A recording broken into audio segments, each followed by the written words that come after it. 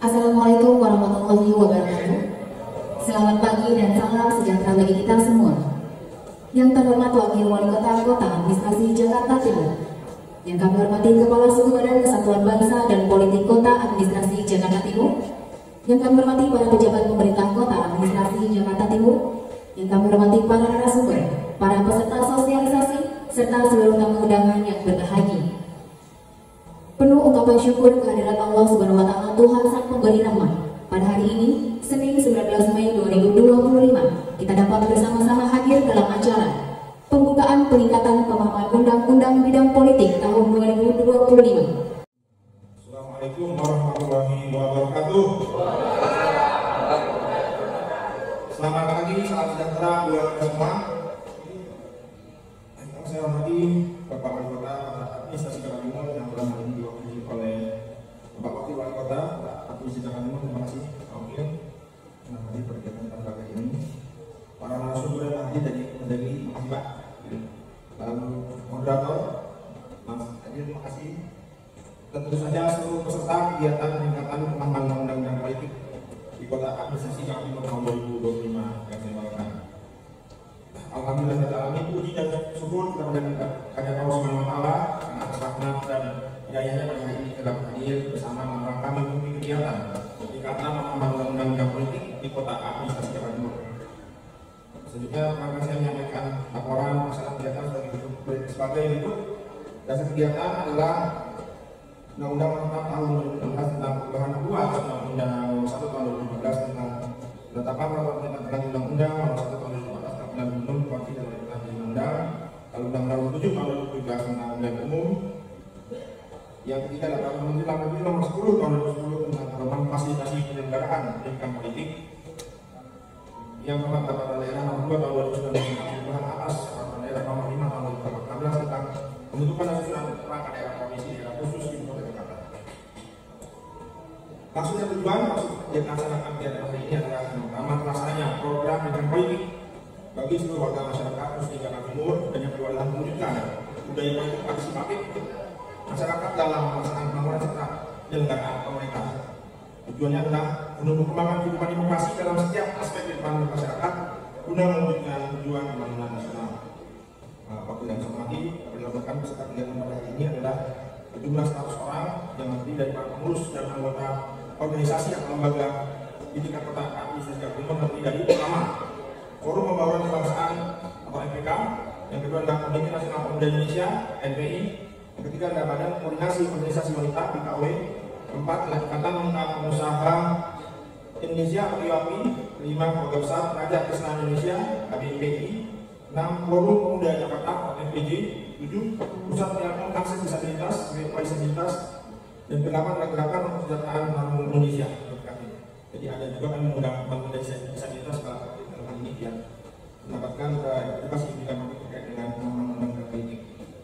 Materi dan narasumber ada 2 orang narasumber. Yang pertama adalah Bapak Ismahan Sehati dari Kasubdit Fasilitas Pemilu dan Pengembangan Demokrasi, Direktorat Politik Dalam Negeri, Dirjen Politik dan Umum Kementerian Dalam Negeri Indonesia. Beliau menyampaikan materi tentang kebijakan pemerintah dalam memperkuat demokrasi di Indonesia pasca pemilu dan pilkada tahun 2024. Yang kedua adalah Dr. Huria. Beliau dari Direktur Eksekutif Pusat Kajian Politik atau Puskapol UI, juga sebagai dosen ilmu politik di UI, yang kami menyampaikan materi tentang strategi penguatan civil society dalam memperkuat demokrasi di Indonesia. Dan yang terakhir adalah Profesor Dr. Masudi Ahmad SMM, beliau adalah Rektor Universitas Islam Asyariah, yang menyebutkan tentang dinamika penegakan demokrasi dan hak asasi manusia dalam masyarakat perkotaan. Yaitu kegiatan kita laksanakan dalam bentuk materi dan dari narasumber, dan ada diskusi interaktif antar peserta dengan narasumber. Demikian apa yang saya sampaikan, dan selanjutnya mohon kesediaan dari Bapak Wali Kota Administrasi Jakarta Timur yang telah dipilih oleh Bapak Wakil Wali Kota Administrasi Jakarta Timur untuk memberikan sambutan sekaligus berkenan membuka kegiatan peningkatan pemahaman undang-undang politik di Kota Administrasi Jakarta Timur secara resmi. Sekian, terima kasih. Assalamualaikum warahmatullahi wabarakatuh. Baik tamu undangan yang berbahagia, selanjutnya marilah kita simak bersama sambutan Wakil Wali Kota Administrasi Jakarta Timur sekaligus membuka acara secara resmi. Kepada yang terhormat Bapak Kusmanto Eksos MSI, kami persilakan. Assalamualaikum warahmatullahi wabarakatuh. Assalamualaikum, selamat pagi, selamat sejahtera untuk kita semua. Yang saya hormati Kepala Staf Kesbang Politik menjaga itu Pak Handoko. Yang saya hormati dan sumber dari KMI, Bapak Ispat dari SLNSI.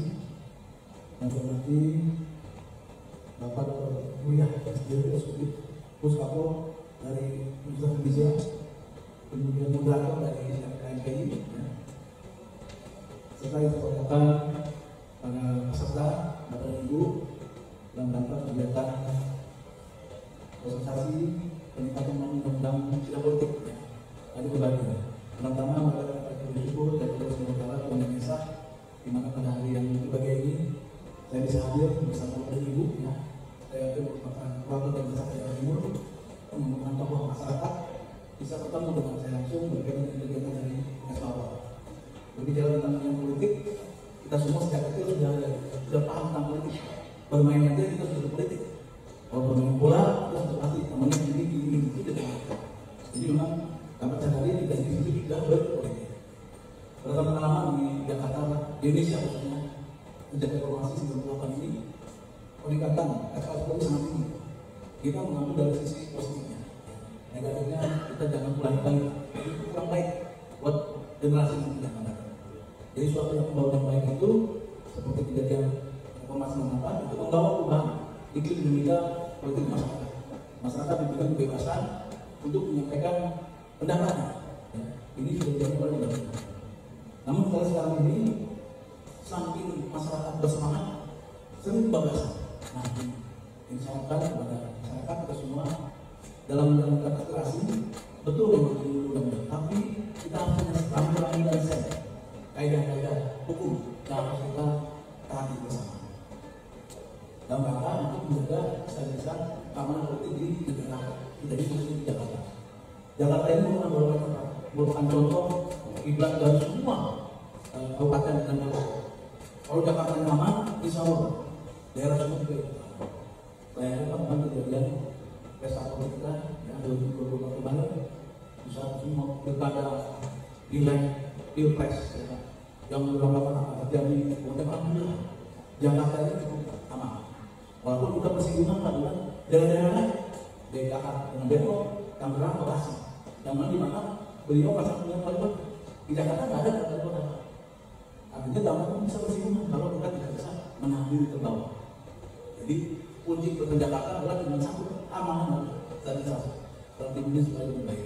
Karena kita tidak memiliki sumber-sumber kekayaan, kita tidak punya yang namanya sumber emas, minyak, gas, pertanian. Kita harus sektor biasa, kita sektor pertanian. Yang membuat para investor itu betah menanamkan usaha di Jakarta, cuma dari kita sendiri. Bagaimana kita menciptakan rasa aman di Jakarta ini. Nah, Jakarta sudah aman, tinggal kita bagaimana menjaga ketahanan dari bencana. Ya. Nah, kita masih jalan ini masalah bencana banjir. Ini menjadi hal yang selalu jadi ngomong kita juga bencana. Karena Jakarta pernah lepas. Yang kedua, bahaya kebakaran. Banjir sudah selesai, artinya musimnya sudah mulai kurang, curah hujan sudah menurun, juga masalah kebakaran. Nah, kedua adalah isu nomor 001, di mana masyarakat diminta untuk memiliki apa. Nah, Pemda sendiri, ASN-nya kan juga memiliki apa, walaupun skalanya kecil.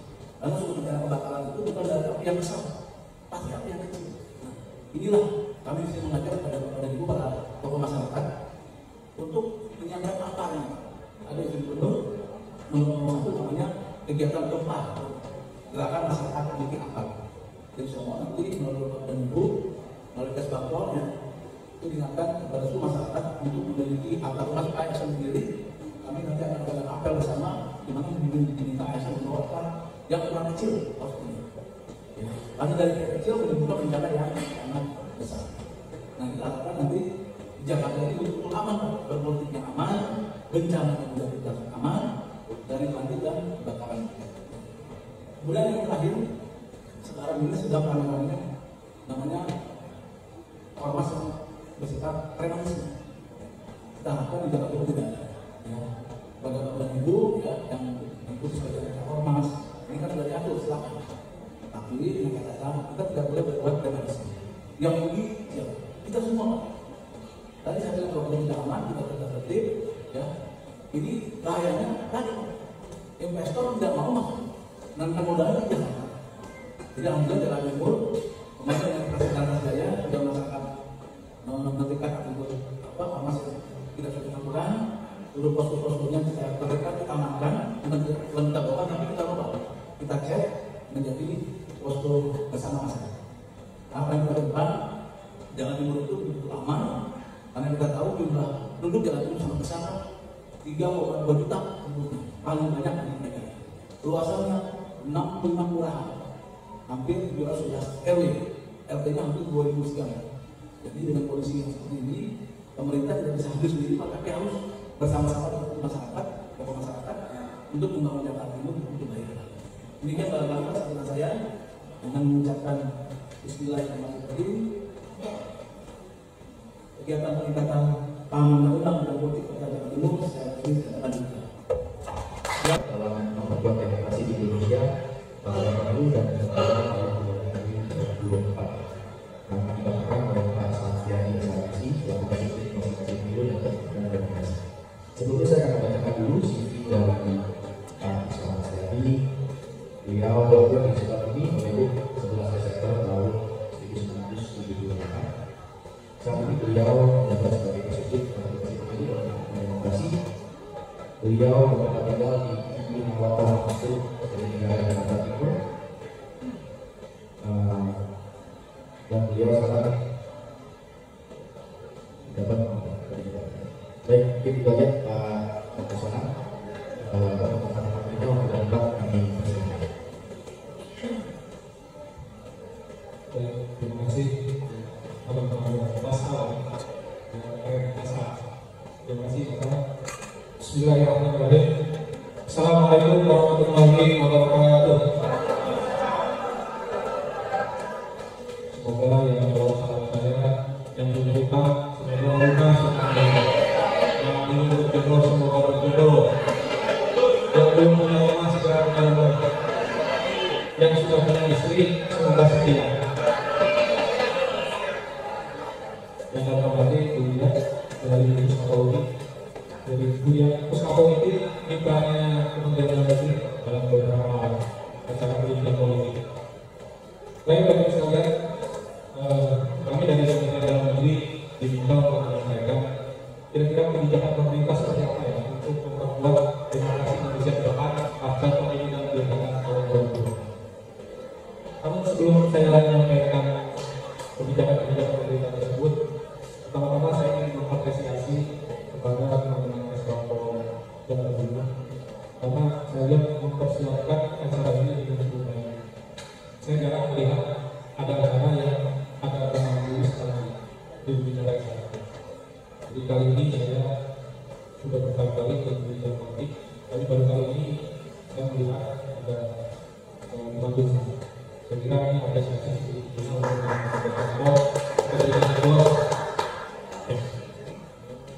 kemudian juga dari peserta ada teman-teman dari disabilitas, kemudian dari kaum perempuan, muda, mahasiswa, aktif dan juga dari partai politik, dan yang pasti semua yang ada di sini adalah warga Jakarta Timur yang juga peduli terhadap demokrasi.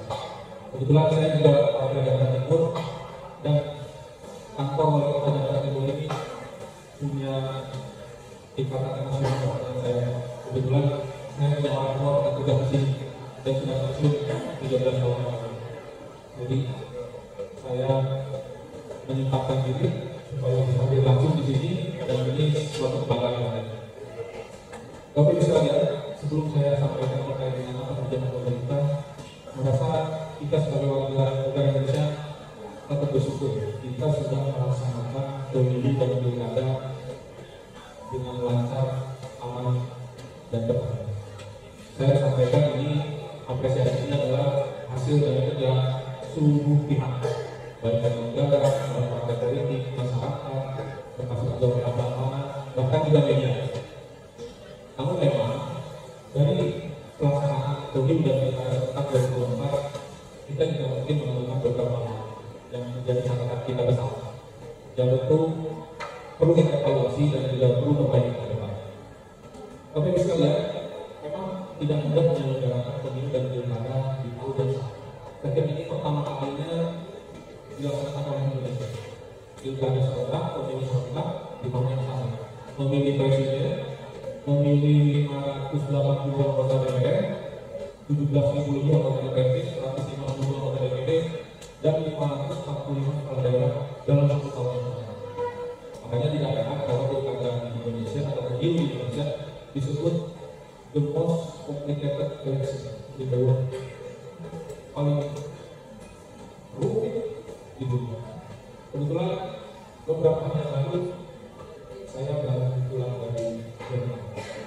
Jadi kalau membandingkan pemilu Indonesia dengan pemilu di Jerman, jelas pemilu kita satu makan biaya yang cukup banyak. Yang kedua, jumlah penduduknya itu berbeda. Kita penduduk terbesar di dunia, kurang lebih 270 juta orang. Belum lagi kita juga negara kepulauan terbesar. Bayangkan distribusi logistik kita harus sampai ke daerah-daerah. Bagaimana teman-teman penyelenggara dari daerah mana memastikan bahwa surat-surat harus sampai ke daerah-daerah. Belum lagi kita juga terdiri dari berbagai etnis yang tersebar di seluruh Indonesia dan memilih demokrasi modern untuk memilih pimpinan nasional, pimpinan daerah dalam satu tahun yang sama. Maka sejarah itu mencatat kita sudah 13 tahun mulai dari zaman permulaan satu kali, kemudian di November kita sudah 6 kali pemilu, dan di era reformasi kita sudah 6 kali. Jadi tidak mudah. Ini tantangan. Indonesia dihadapkan pada tantangan selain jumlah penduduk, kondisi geografis, belum lagi sistem pemilihan yang begitu. Mereka ada 5 surat suara, Bapak Ibu harus coblos di dalam satu waktu yang sama. Bapak Ibu sekalian, kita juga memang selama kita menyelenggarakan pemilu, rasanya kita belum pernah punya grand design pemilu Indonesia. Sebenarnya apa sih grand design pemilu? Dan kalau harapannya ya memang dari pemilu kita mengharapkan ada presiden yang legitimasi yang kuat dari partai politik dan lain-lain. Kemudian kita menghasilkan DPR yang profesional dan proporsional. Kemudian partai politiknya juga memiliki kelembagaan yang kuat, kaderisasi yang baik, kemudian rekrutmen yang baik. Masyarakatnya juga tingkat partisipasinya tinggi, kemudian sadar akan politik dan juga penyelenggaranya yang mandiri dan berintegritas. Itu harapan. Tapi kadang-kadang kebijakan pemilu selalu berubah-ubah dan tidak memiliki kualitas. Contoh misalkan undang-undang 7, di dalam undang-undang 7 akan ada mahkamah penyelesaian sengketa, baik itu sengketa proses maupun tidak. Sampai sekarang itu belum berjalan. Artinya kita tidak pernah menuju ke satu grand design pemilu yang memang ideal untuk Indonesia. Walaupun tentu kita meyakini bersama bahwa setiap tahun ke tahun pemilu akan ada dinamika. Contohnya kita pernah melakukan pemilu di kasus yang kemudian berubah ke sistem terbuka, dan kali ini banyak yang menyampaikan aspirasi kembali ke. Saya kira ini kita sudah pernah mencoba sama sistem, dan kita memang tidak pernah punya grand design pemilu yang ideal. Saya kira ke depan harus muncul bagaimana grand design pemilu yang ideal untuk Indonesia. Bapak Ibu sekalian, kalau kita juga melihat statistik pelaksanaan pemilu 5 tahun di Indonesia, coba ke slide 4. Slide 4.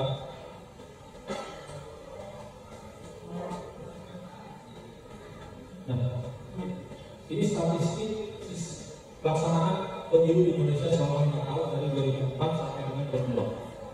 Dari sistem pemilunya kita sudah pernah melaksanakan sistem proporsional dan tertutup. Artinya Bapak Ibu mungkin di sini ada orang mengalami ketika memilih anggota DPR cukup dengan mencoblos partai politik. Kemudian berubah di 2009 jadi terbuka. Bapak Ibu boleh mencoblos partai, boleh juga mencoblos anggota DPR atau anggota DPRD. Dan berlangsung sampai dengan 2024. Kemudian ambang batas parlemen. Ambang batas parlemen itu adalah ambang batas di mana partai politik bisa duduk di parlemen kalau suara sahnya melebihi ambang batas ini. Yaitu 2009 kita pernah 200%. kemudian 2014 3,5%, 2019 4%, dan 2024 4%. Bahkan sudah ada putusan MK yang menyatakan bahwa pembentuk undang-undang diminta untuk menghitung kembali bagaimana ambang batas parlemen itu, yang penting supaya pertama proporsionalnya tetap terjaga, kemudian mengurangi suara tidak sah, dan yang ketiga adalah memastikan terjadinya penyederhanaan partai politik. Kemudian jumlah data pemilikannya dari tahun ke tahun terus bertambah, dari 148 juta dan 2024 itu sampai dengan sekarang itu 200. Tingkat partisipasinya seiring dengan jumlah penduduknya, seiring dengan jumlah DPD-nya ikut bertambah. Namun memang secara persentase mengalami penurunan. Jadi 2024 itu kita pernah 24,7%, dan sekarang 2024 itu di angka 81,14%. Nah, kalau dia tingkat partisipasi ini, kalau kita bandingkan dengan negara lain di slide ini, kita ini nomor 2 terbesar di dunia. Tingkat partisipasi kita hanya kalah dari Singapura. Bahkan kalau kita lihat tingkat partisipasi pemilu dan pilkada sejak 2014 sampai 2024 itu mengalami penurunan. Dan puncaknya di pilkada 2024, di mana memang ada beberapa daerah yang tingkat partisipasinya memang di bawah 20%, seperti DKI Jakarta, kemudian provinsi Sumatera Utara, dan provinsi Riau, dan masih banyak lagi provinsi lain yang memang angkanya tidak mencapai 79%. Tapi Bapak Ibu sekalian, meskipun tingkat partisipasinya di pilkada terus kemudian tingkat partisipasi itu juga menurun, tapi partisipasi perempuan di dalam pilkada bagaimana? Maka kalau kita lihat 2015 sampai dengan 2024 ada peningkatan jumlah perempuan dan terlibat dalam kontestasi pilkada di Indonesia. Contohnya 2024 ini lebih signifikan, jadi di 545 itu ada jumlah calon kepala daerah itu ada 1.551 calon yang dari perempuan.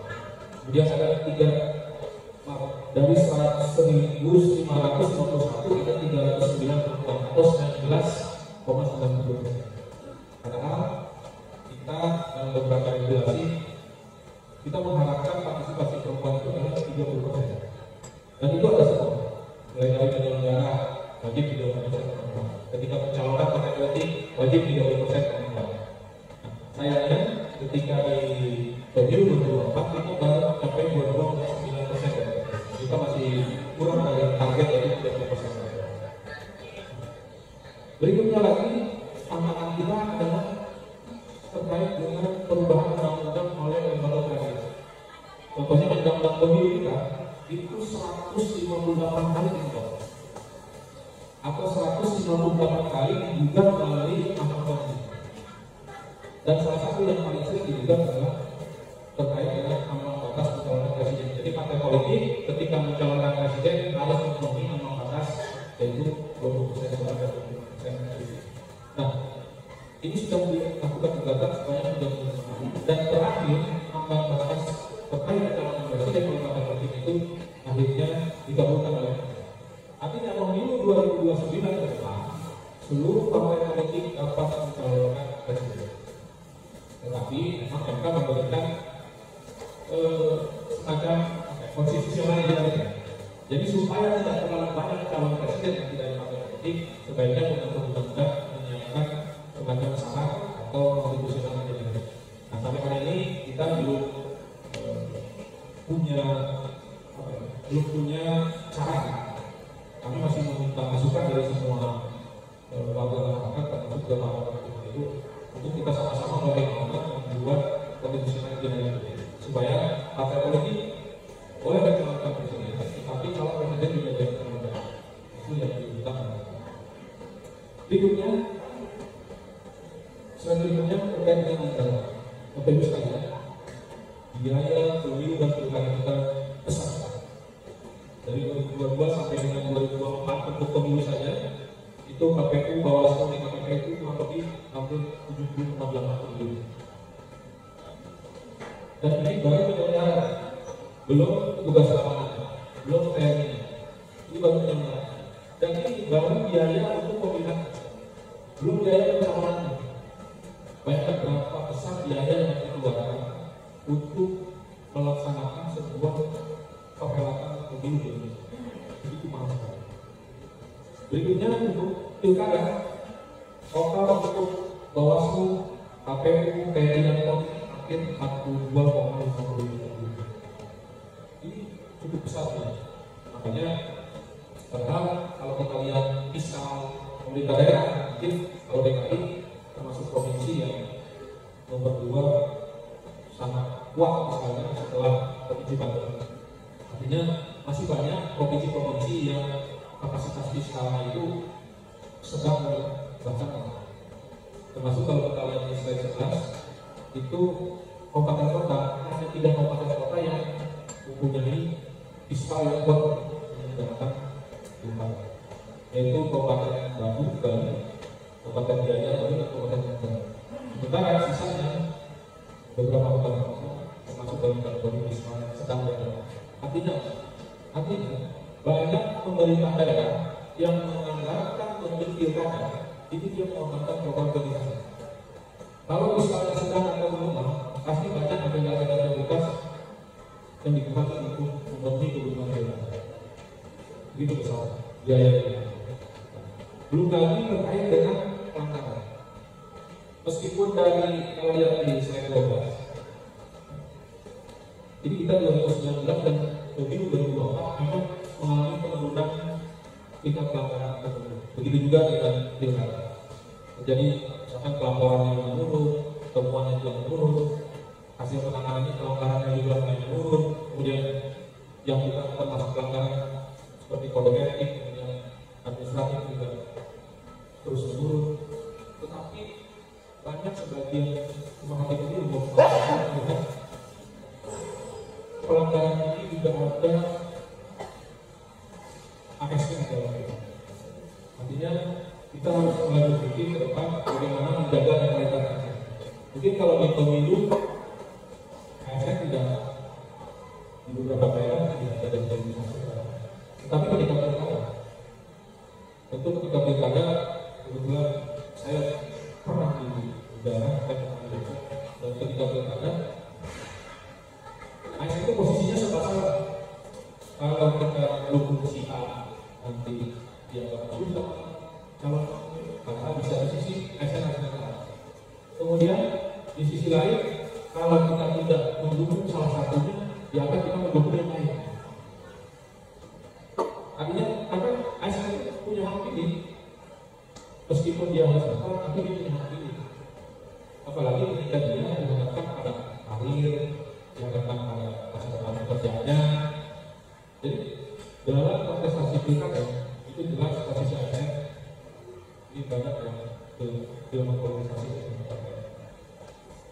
Nah, dari beberapa hal tersebut maka pemerintah mengambil kesimpulan. Maka ketika kita hendak meningkatkan demokrasi maka ukurannya harus jelas.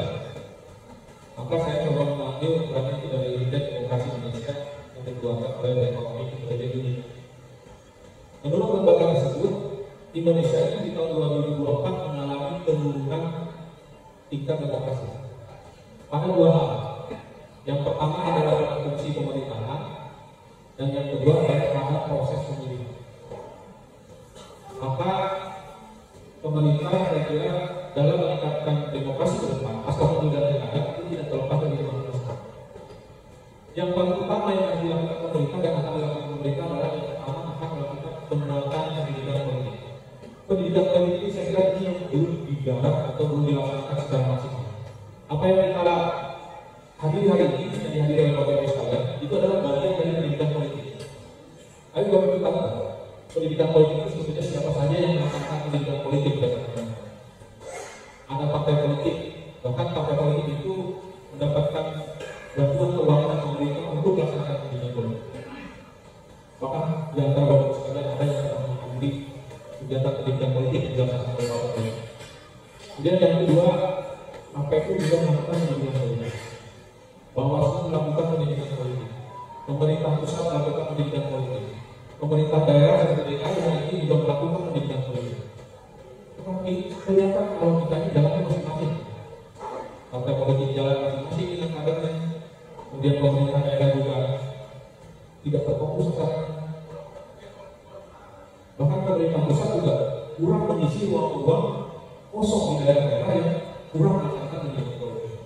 Maka ke depan Kementerian Dalam Negeri mencoba mengambil sebuah kebijakan besar yaitu ingin melakukan pendidikan politik kalau nanti.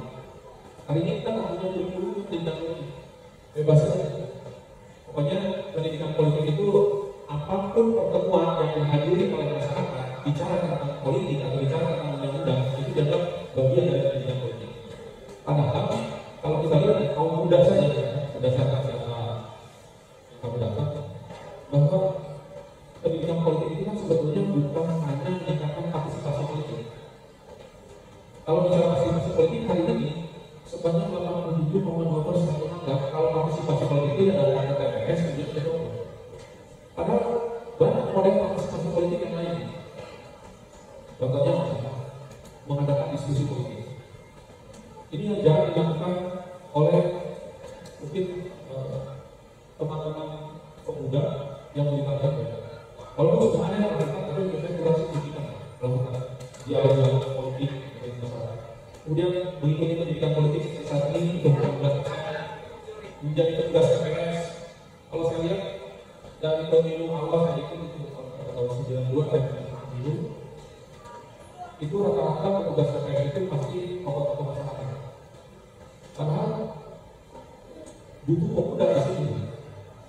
Walaupun tidak dilakukan juga tokoh masyarakat atau yang sudah dituakan itu menjadi anggota TPS. Anggota TPS itu tidak dilakukan. Tetapi sebetulnya kami mengharapkan juga kaum muda juga itu menjadi bagian dari anggota TPS. Kemudian juga menjadi relawan partai politik. Ini juga penting. Jadi partai politik yang ini, mereka ini partai politik ini pasti punya ya ngurus di tingkat kelurahan, di tingkat kecamatan, di tingkat kabupaten kota. Tapi akan ada beberapa sekalian yang mau terlibat dalam pengurus dan tidak hanya pada saat pengurus. Pasti kita terlibat dalam kepengurusan partai politik hanya pada saat pengurus. Karena yang kita butuhkan adalah kita terlibat bagian dari pembesaran partai politik. Kemudian juga menjadi calon legislatif, khususnya bagi perempuan. Memang kita ini tidak kekurangan calon kader-kader politik perempuan. Kita tidak kekurangan.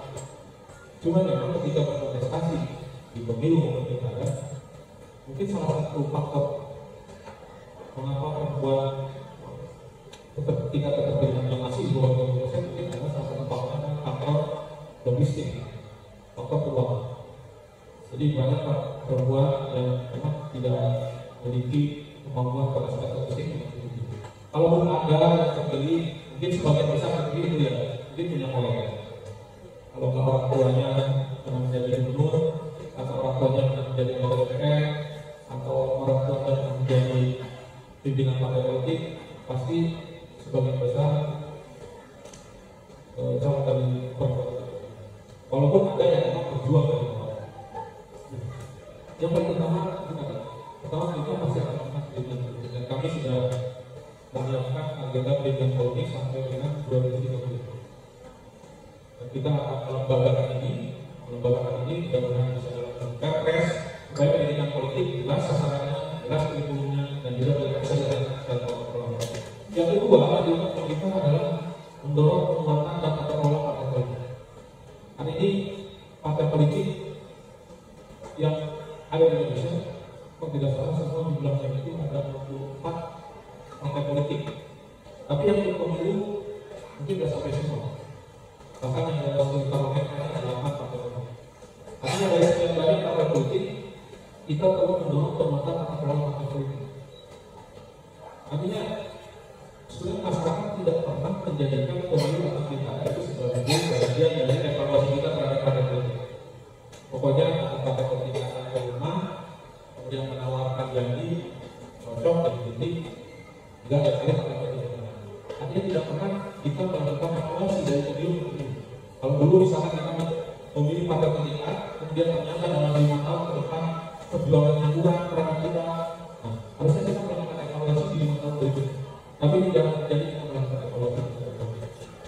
Yang kedua, pemerintah juga mendorong untuk peningkatan berjuang semua partai politik. Hari ini partai politik hanya diberikan bantuan keuangan untuk tingkat nasional itu Rp1.000 per suara. Jadi kalau dibandingkan APBN itu 0,01 sejauh dari ini juga sebetulnya besaran bantuan partai politik mungkin bisa mengurangi kebocoran dalam kebijakan-kebijakan yang ditentukan oleh pembentuk undang-undang. Kemudian yang berikutnya, pemerintah juga akan melakukan pemutahiran data kependudukan. Hari ini mungkin teman-teman kita di Dukcapil itu melakukan rekaman sampai ke pos-pos daerah.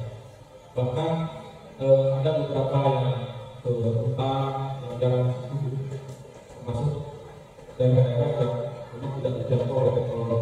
Nah itu teman-teman Dukcapil nanti supaya menunjukkan itu supaya data kependudukan bisa dijadikan dasar untuk DPT pemilu 2024. Karena memang problem ketika pemilu dari tahun ke tahun salah satunya adalah data pemilih tetap. Artinya kalau data kependudukan yang benar, data kependudukan yang baik, juga butuh respon dari Bapak Ibu sekalian. Contoh kalau Bapak Ibu sekalian, misalkan ada keluarga yang meninggal, terus segera melaporkan ke dinas kependudukan supaya ada pemutahiran data atau ketika melahirkan atau pindah alamat. Jangan nanti pada saat pemilu Bapak Ibu sekalian baru mempersoalkan hak Bapak Ibu sekalian untuk melakukan pemberian suara bagi pemilu dan yang berikutnya adalah menjaga netralitas ASN. Saya kira kita sudah mulai berpikir bagaimana kita melindungi ASN. ASN ini adalah aparatur negara yang memang tugasnya adalah melakukan pelayanan kepada masyarakat, memberikan pelayanan kepada masyarakat. Jadi bagaimana ASN tidak lagi menjadi alat untuk dipolitisasi baik pemilu. Kemudian berikutnya adalah pemerintah juga coba mendorong efisiensi anggaran pemilu. Kalau mendorong efisiensi anggaran pemilu dan pilkada, mungkin salah satunya bisa dilakukan penyederhanaan sistem pemilu. Berikutnya juga menjaga stabilitas politik dan tadi Pak Wakil Wali Kota sudah menyampaikan DKI, saya kebetulan wakil daerah itu tadi menyampaikan DKI itu tidak punya sumber daya alam, tidak punya gas, tidak punya tambang, tidak punya emas. Maka yang diharapkan DKI adalah bagaimana terjadinya stabilitas politik dan pemerintah DKI supaya iklim bisnis yang ada di DKI itu terjadi. Karena DKI itu sumber keuangan yang ada. Jadi kalau iklim bisnis, iklim berinvestasi di DKI bagus, maka pendapatan DKI akan semakin meningkat. Kemudian yang terakhir adalah perbaikan kebijakan pemilu dan pilkada. Hari ini pemerintah sedang menerima masukan dari berbagai pihak, baik dari pengamat pemilu, baik dari undang, baik dari tokoh masyarakat. Kami dari pemerintah tentu menunggu masukan terkait dengan perbaikan pemilu dan pilkada. Hari ini undang-undang pemilu dan pilkada itu rencananya menjadi inisiatif DPR untuk dilakukan perbaikan. Banyak hal lah, kira-kira kalau kita ambil beberapa hal itu, yang pertama masih terkait dengan bagaimana meningkatkan keterwakilan perempuan. Yang kedua, bagaimana menjadikan sistem pemilu yang lebih sederhana. Kemudian bagaimana tentang mengurangi jumlah beban penyelenggara pemilu. Kita ada kurang lebih hampir 7 juta penyelenggara dengan pembebanan orang begitu.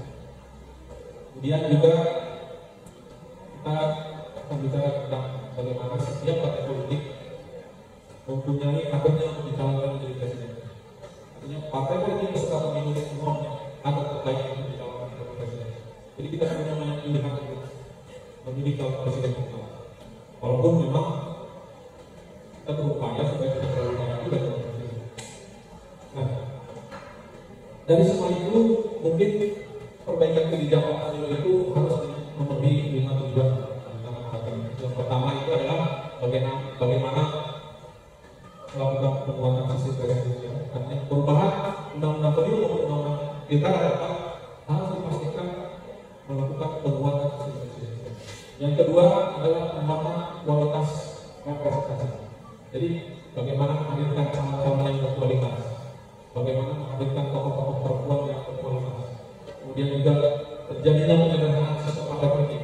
Kalau bisa kita tidak memiliki terlalu banyak partai politik, karena semakin banyak partai politik, maka semakin banyak juga suara terbuang dalam pemilu ketika partai politik tidak lolos ke parlemen. Kemudian konsistensi konsep kepemimpinan. Artinya baik pemilu maupun pilkada tetap harus konsep pada penguatan kepemimpinan. Bagaimana daerah dengan kemampuannya mengelola daerah sendiri untuk kemajuan daerah masing-masing. Dan yang terakhir adalah mendorong integrasi bangsa dalam tingkat pendidikan. Artinya lebih dan tingkat ke depan apapun model sistemnya tetap harus mendorong integrasi bangsa. Dan dari keseluruhan ini pemilu adalah bagian dari proses. Jadi karena pemilu bagian dari proses, maka tujuannya adalah bagaimana kesejahteraan yang memberikan keadilan sosial pada seluruh bangsa. Jadi apapun sistem pemilunya, apapun partainya, apapun model keserentakannya, sepanjang itu melahirkan kesejahteraan dan juga menghasilkan keadilan bagi seluruh bangsa dan demokrasi yang berjalan dengan baik tanpa penegakan hukum. Saya kira itu. Terima kasih. Assalamualaikum warahmatullahi wabarakatuh.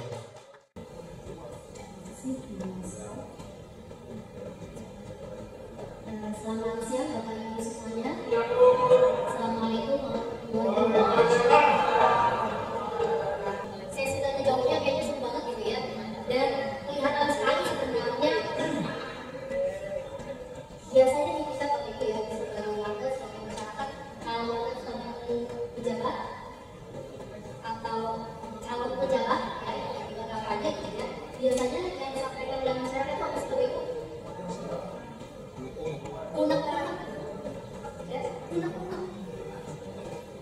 Yang selalu disampaikan adalah unek-unek curhat soal masalah, ya kan ya? Nggak peduli level pejabatnya apa, dari mulai yang jabatnya presiden, gitu ya, sampai yang jabat informal ketua RT, gitu. Yang kita sampaikan adalah unek-unek. Itu kan nggak boleh ya, kalau lagi happy kita dari Pak RT kita kabarin, nggak pernah ya, loh itu. Yang kita sampaikan masalah. Tapi memang itulah tugas pemerintah, menyelesaikan masalah publik. Yang paling hebat sudah banyak untuk menyelesaikan masalah publik, masalah domestik, masalah rumah tangga juga kadang-kadang laporan Pak RT. Tapi yang menarik adalah data itu lupa ya, meskipun misalnya ya yang datang katakanlah presiden gitu ya, datang berkunjung ke lokasi tertentu gitu ya, ke masyarakat, atau yang datang gubernur, atau yang datang lurah, kita bisa ngomongin masalah yang sama, atau kita bisa kenal masalah yang sama. Ada yang ini nggak Bapak Ibu, kira-kira kenapa ya? Kok masyarakat itu nggak peduli apapun atau siapapun yang datang gitu ya, pejabat publiknya, mereka pasti akan menggunakan itu untuk curhat terhadap masalahnya. Kira-kira itu apa Pak? Sebelum kenapa Pak? Mungkin kalau udah seperti anaknya gitu ya, ada masalah atau sampai bingung mau ngadu ke siapa gitu ya. Walaupun misalnya punya gubernur, walaupun misalnya urusan katakanlah sampah yang numpuk gitu ya di wilayah rumah gitu ya, bukan urusannya gubernur langsung misalnya atau presiden gitu ya, bisa saja ada curhat. Karena kalau saya lihat di sosial media, urusan ijazah nggak bisa ditebus, ijazah ditahan sekolah aja, kalau udah wilayah dari presiden, artinya ke presiden itu. Saya kayak gitu kan ya. Atau wakil presiden kan bukan posko yang kalau dicek juga baik laporan segala macam laporan masuk situ banyak. Urusannya apa punya dari urusan pembangunan kota, pembangunan desa, ya sampai urusan. Nah ini sebenarnya menggambarkan apa sih Bapak Ibu? Bahwa ada banyak sekali suara di masyarakat, ya. Ada banyak sekali harapan di masyarakat bahwa pemerintah seharusnya menyelesaikan urusan-urusan masyarakat. Pemerintah harusnya memberikan solusi terhadap masalah masyarakat. Itu kan ya Bapak Ibu ya? Kenapa harus mereka yang ngasih solusi? Sekarang saya tanya Bapak Ibu, yang berjanji pada saat pemilu siapa? Yang bikin janji, yang datengin Bapak Ibu sampai harus ngasih amplop adalah calon-calon pejabat publik, ya kan? Mereka yang menjanjikan solusi-solusi terhadap permasalahan masyarakat, menjadikan kota lebih baik, menjadikan kota lebih hebat dan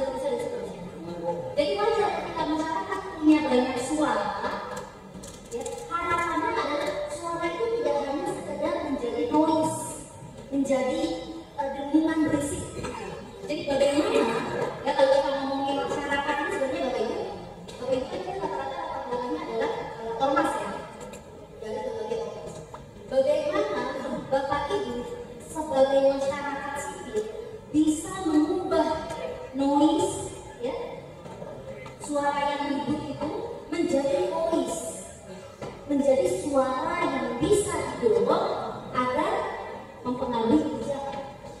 Kan itu fungsinya masyarakat sipil. Jadi kalau kita bikin lapisannya gitu ya, lapisan paling bawahnya adalah masyarakat. Jumlahnya tuh banyak. Tetapi kan kita nggak kebayang tuh 250 juta masyarakat semuanya harus hadir satu misalnya ke 580 anggota DPR. Nggak mungkin, gitu ya. Nah, ada perantara untuk menyampaikan aspirasi atau suara masyarakat ke level yang paling atas, yaitu negara, pemerintah, gitu ya, DPR, DPRD, wali kota, gubernur. Siapa yang ada di antara ini? Yang menjembatani antara masyarakat dengan pemerintah. Ada dua orang. Yang pertama adalah masyarakat politik, istilahnya gitu ya, masyarakat politik yaitu partai. Yang kedua adalah masyarakat sipil. Siapa masyarakat sipil? Kenapa beda antara masyarakat dan masyarakat sipil? Karena istilah masyarakat sipil itu sebenarnya untuk menyebut masyarakat yang sudah lebih berdaya. Istilah kerennya empowered society. Masyarakat yang lebih berdaya karena apa? Mereka sudah mampu berorganisasi, mereka mampu memobilisasi masyarakat, mereka mampu memperjuangkan agenda-agenda kelompok masyarakat. Karena suaranya nggak lagi satu-satu ribut, tetapi suaranya menjadi lebih solid karena dia diperjuangkan oleh masyarakat sipil. LSM, ormas, organisasi keagamaan, organisasi perempuan, gitu ya, organisasi disabilitas dan seterusnya. Nah, ini adalah perwujudan dari masyarakat sipil. Masalah kelompok disabilitas banyak, tetapi kalau misalnya yang mengumpulkan orang susah, gitu kan, untuk mendorong agar bisa menjadi kebijakan publik. Maka perlu berorganisasi, perlu punya wadah. Masalah perempuan banyak, masalah ibu-ibu banyak, masalah kesehatan perempuan banyak. Kalau ngomong satu-satu susah didengar. Tetapi ketika berbicara atas nama kelompok, bicara atas nama organisasi, bicara atas nama komunitas masyarakat, peluang agar noise itu bisa berubah menjadi voice itu jauh lebih besar. Nah, yang kedua data ini kalau kita lihat boleh next slide. Saya nggak akan bahas satu-satu gitu ya slide-nya, tetapi saya mau bilang nih, yang menentukan arah negara ini, yang menentukan dinamika politik di Indonesia itu bukan cuma partai, bukan cuma politisi, tetapi juga masyarakat sipil. Sampai-sampai gitu ya, para sarjana ilmu politik di berbagai dunia yang menentukan Indonesia, mereka bilang politik Indonesia ya itu sangat dipengaruhi oleh aktivisme masyarakat sipil. Coba kita jelas balik ke Ibu Reformasi 98 ini bulan Mei, sebentar lagi kita memperingati 27 tahun reformasi. Siapa yang menjadi motor utamanya Bapak Ibu yang mendorong akhirnya Soeharto jatuh dan kita masuk ke era baru? Ini tidak siapa yang banyak membantu mahasiswa pada saat itu. Ingat Bapak Ibu pernah dengar nggak? Kalau pernah baca informasi bahwa banyak sekali ibu-ibu yang ikut turun ke jalan pada saat itu ngapain mereka? Bagi-bagi sembako, bagi-bagi nasi, ya, bagi-bagi nasi gitu kan, karena itu mendorong, ya. Mahasiswa pada demo, ibu-ibunya membantu, ya, urusan logistiknya dikasih makan sebagai pembayaran, ya, beda. Tapi ini adalah partisipasi dari ibu, kemudian juga organisasi massa banyak yang bergerak, kelompok buruh dan seterusnya. Tadi disebut sama people power. People power itu siapa? Masyarakat sipil. Jadi kalau kita cek Bapak Ibu, perubahan besar di dunia ini, termasuk di Indonesia, itu hampir selalu dimotori oleh masyarakat sipil. Nah, cuma kan kemudian persoalannya juga Bapak Ibu, begitu politik kemudian berjalan, gitu ya prosesnya, lalu ada pemilu, pasca pemilu yang terjadi, masyarakat tidak bisa menjangkau orang-orang yang ada di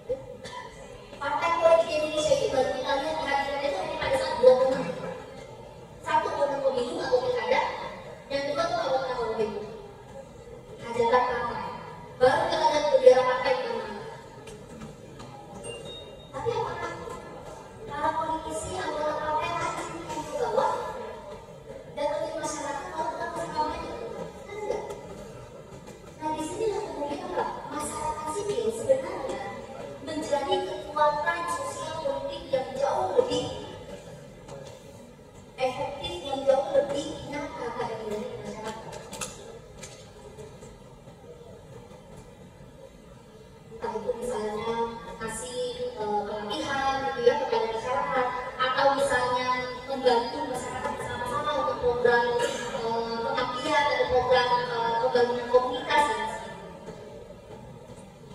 Itu banyak organisasi masyarakat sipil. Nah lanjut, di next. Nah ini yang mau saya bilang bahwa masyarakat sipil itu fungsi utamanya adalah dia sebenarnya menjadi perwakilan warga negara. Jadi kalau ada organisasi masyarakat sipil yang tidak mewakili suara masyarakat, sulit untuk kita bilang bahwa dia adalah masyarakat sipil. LSM bayaran kita tahu, ya ada istilahnya itu LSM bayaran. Kan? Kalau dulu zaman dulu istilahnya itu LSM merah. LSM yang sengaja gitu ya dibikin untuk mendukung program orde baru gitu ya, dan memobilisasi masyarakat. Nah keberadaan masyarakat sipil yang tadi saya bilang bahwa itu mengubah noise menjadi voice, harapannya adalah agar suara-suara yang ada di masyarakat ini kemudian bisa dibilang gitu ya, dan menjadi sebuah ide yang mau didorong.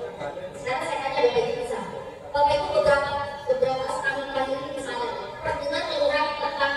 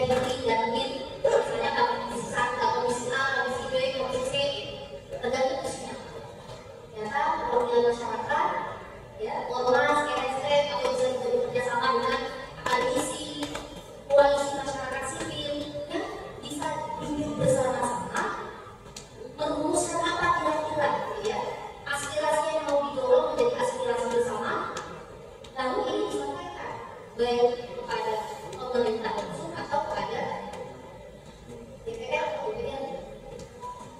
Nah, itu yang penting ya kita lakukan.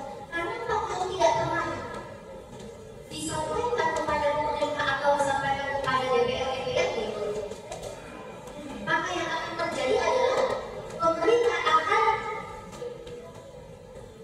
saya nanya Dewi gitu ya, itu kita akan mikir misalnya masyarakat itu atau enggak, masyarakat akan mendapatkan atau enggak, kita dari proses itu apalagi kalau enggak itu kebijakan PPN 12% kenaikan itu bisa dibatalkan oleh kita adalah ada demonstrasi.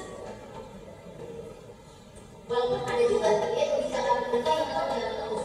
Contoh misalnya untuk yang namanya revisi undang-undang KPK atau undang-undang cipta kerja, pemerintah terus jalan terus. Atau yang baru ini terjadi di undang-undang TNI dan Polri. Sekarang masyarakat makin kesel sebelum sama polisi gitu ya. Tetapi RUU Polri yang baru ini justru akan membuat potensi kekerasan oleh polisi semakin tinggi.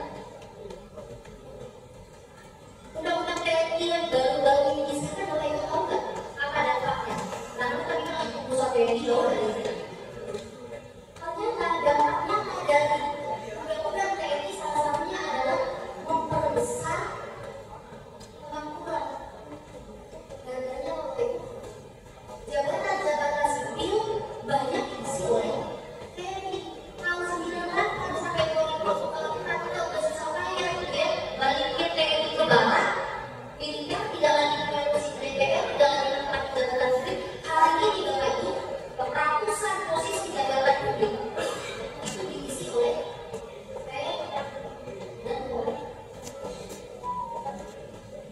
Jadi artinya, saya sebenarnya mau bilang bahwa Bapak Ibu ini sebagai anggota ormas, keberadaan ormas ini punya peran yang sangat penting gitu ya untuk menjaga demokrasi. Tidak ada demokrasi yang kuat tanpa ada masyarakat sipil. Negara yang kuat, masyarakat sipil yang lemah akan menghasilkan pemerintahan yang lemah. Tetapi kalau negara yang kuat, masyarakat sipil yang kuat, karena dia akan menciptakan demokrasi yang sehat. Pertanyaannya bagaimana kita bisa membuat masyarakat sipil? Boleh lanjut? Oke, lanjut. Nah, ini problemnya apa? Kan PR-nya gimana cara kita membuat masyarakat sipil? PR-nya hari ini Bapak Ibu adalah sekarang ini ada banyak sekali aktor masyarakat sipil. Bahkan kalau LSM di negara Republik tahu nggak? Mungkin tidak. Banyak. Ya, puluhan. Saya nggak tahu apakah kalian tahu. Kami tahu di Indonesia jumlahnya banyak, ada sampai ribuan. Banyak aktor, banyak organisasi, tetapi lebih sedikit aktivisnya. Ada yang saya tidak tahu tentang apa ini terjadi.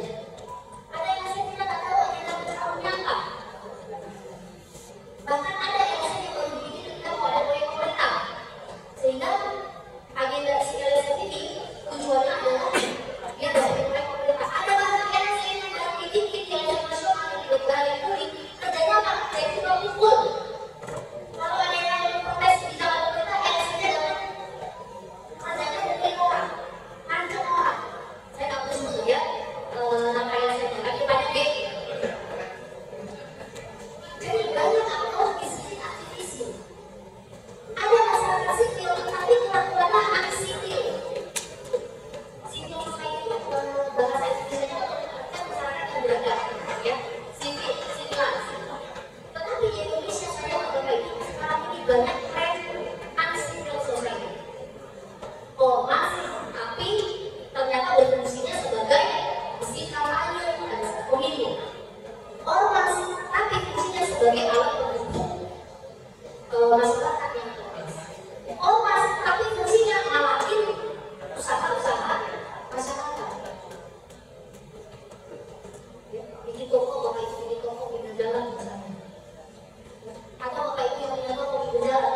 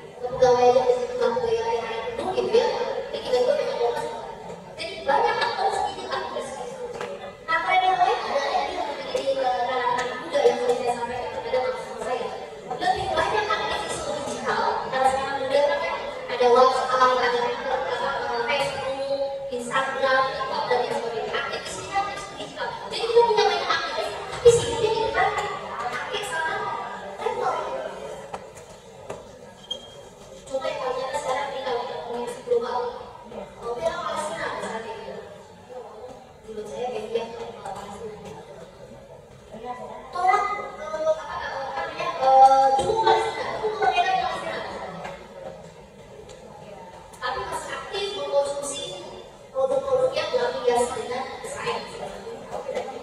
Dukung industri lokal, tapi sibuk pakai barang-barang branded dari luar negeri. Aktivisnya seperti kita, sedikit sekali melakukan gerakan anak muda. Jadi banyak LSM, tapi nggak punya masa. Nggak tahu di LSM siapa komunitas yang dibantunya, siapa komunitas yang dibantu oleh LSM. Dan yang berikutnya adalah lebih bersifat simbolik personal dari mereka. Jadi bagi LSM misalnya, atau di gerakan lebih organisasi namanya misalkan ada contohnya juga berikut apa tindakan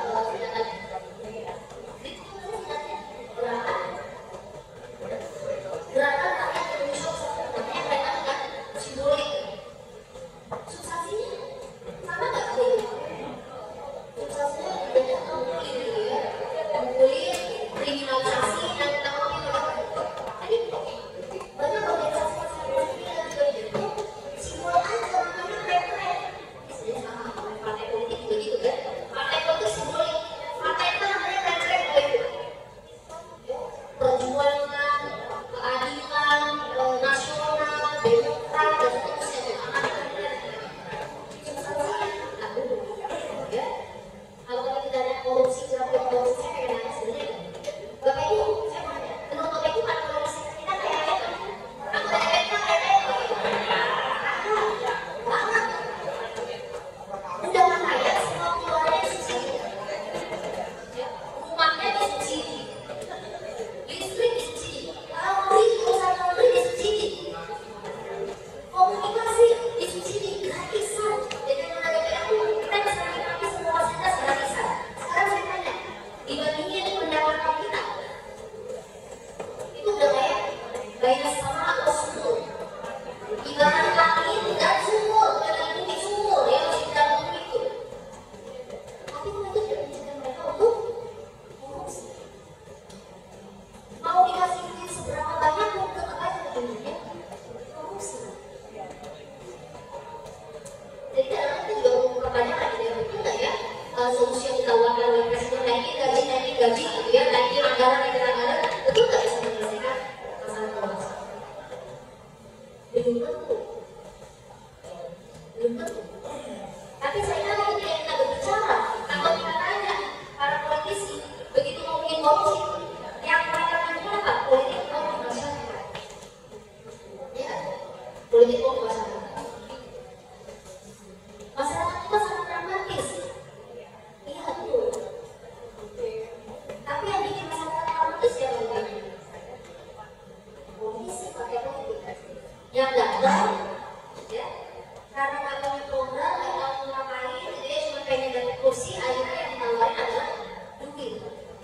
Yang melakukan betul politik di masyarakat kita siapa? Politisi. Begitu ada masyarakat sudah pragmatis, politisinya tuh masyarakat begitu datang NPWP, Biro. Nah iya, karena politisinya begitu datang ke masyarakat cuma mas tahu saya mau sekian. Nggak masih tahu dia mau ngapain, karena datanya itu hanya bukan sekali. Nah, ini adalah tren yang terjadi hari ini Bapak Ibu ya. Boleh kita lanjut sedikit? Ini bagian kanan saja. Ada banyak PR, saya pengen ngomongin ya. Peran masyarakat sipil di Indonesia Bapak Ibu luar biasa. Ya.